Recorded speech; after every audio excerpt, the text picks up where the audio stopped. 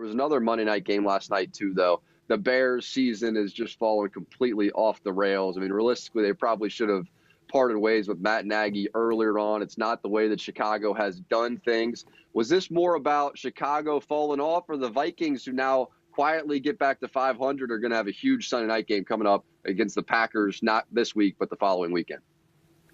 I'm not worried about the Minnesota Vikings right now, but what I'm looking at is the Chicago Bears. And you heard the announcers all night. They just could not believe how poorly coached this team is. You know, they kept saying how tough these guys are playing. These guys are playing tough. They're doing everything they can. But penalties, turnovers, mistakes, undisciplined play. Well, who is that a reflection of? That's a reflection of their head coach. And the play calling was absolutely horrendous. They got it, like I told you a couple weeks ago with the Bears when they played the Green Bay Packers. They have to surround Justin Fields with more talent. All the talent around him is just pretty good. It's not anything great, no one explosive, just basically average talent. So if they want to see him continue to struggle, and think about the defense is getting older. So as Matt Nagy is screwing up the Chicago Bears, the defense is an aging defense, and they're just not the same. Robert Quinn is their best player right now, and Roquan Smith. That's right, and there's countless examples of young quarterbacks going into bad coaching situations, and it just ruins their career, right? It just ruins it. Before they even get started, their confidence is gone. And my fear is that could happen to Justin Fields the longer they keep Matt Nagy as his coach. And that's what I don't want to happen for Justin Fields. There was a couple plays last night where I just thought Fields was doing too much. This is one right here. Just look how long he's holding the football. Just throw it at that running back's feet right there, man. Don't take that hit. Don't take that sack fumble. There's another one where he just is holding the ball for 3 or 4 seconds longer than he should. He's just handing Danielle Hunter a sack. This is it right here. Run backwards. You can't do it. Another sack. So just no matter what you're doing, just try to get that ball out of your hands, even if you're just throwing it away. When he gets in trouble is when he's holding it for 5 and 6 seconds. And in this league, maybe at Ohio State you can. In this league, it just never seems to produce a good result. So what you're describing right now is coaching. That's basically what you're describing, or lack thereof. Yeah. And that's what he needs. He needs somebody that he can bond with. We talked about this, that he can bond with, that he can connect with. He's not connecting with Matt Nagy. He's just not. And it's evident on the field, the product that they're putting out on the field.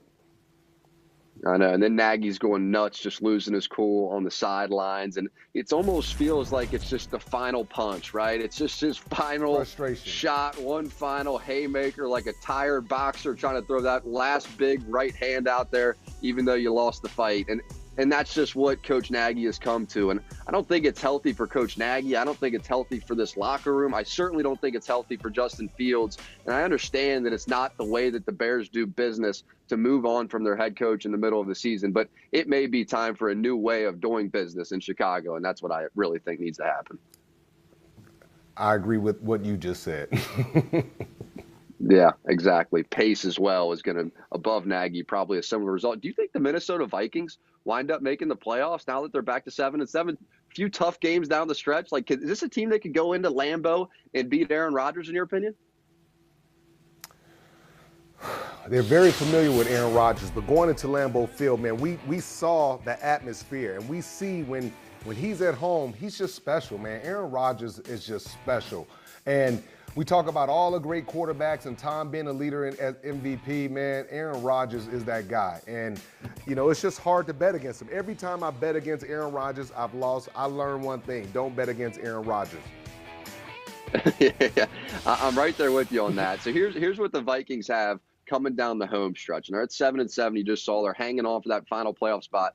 They got to play the Rams, though. They got to go to Lambeau, like we just talked about, and then they get the Bears again. I don't think they get in if they're 8-9. 8-9 record's probably not going to be good enough. They probably have to go win at Lambeau or figure out a way to beat the Rams, but the Rams are currently getting hot again too.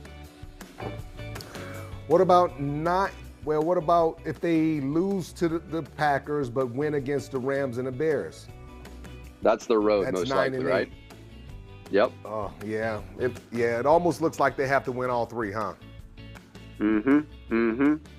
They've just let so many games slip away this year, Rod. Like, how many fourth quarters this season for the Vikings where they've just lost a game that they had in the bag, or it felt like that they were going to win and they just blew it late. And every single week we'd come on this show and go, those are the ones that are going to cost them. That's the game that's going to cost them. And now that you get towards the back half of the schedule, all of those close losses have caught up to them. And really, you're probably looking at Coach Zimmer coaching for his job these last 3 games. If they win 2 out of the 3, maybe he keeps it. If they just win 1 out of the 3, you may be looking at a couple of teams right there with an entirely new regime coming in. Well, I'm looking at, if he doesn't make the playoffs, how do you keep Mike Zimmer? How do you keep him? He's an older coach. I mean, he's been there for a long time. They're not going to the Super Bowl. It's not like they're fighting for NFC championships. I just think that you might have to look at getting somebody a little younger, maybe a little fresher, and somebody with a different perspective. Hi, I'm Mike Tirico, and thanks for watching. Make sure to hit subscribe for the latest news and highlights from NBC Sports.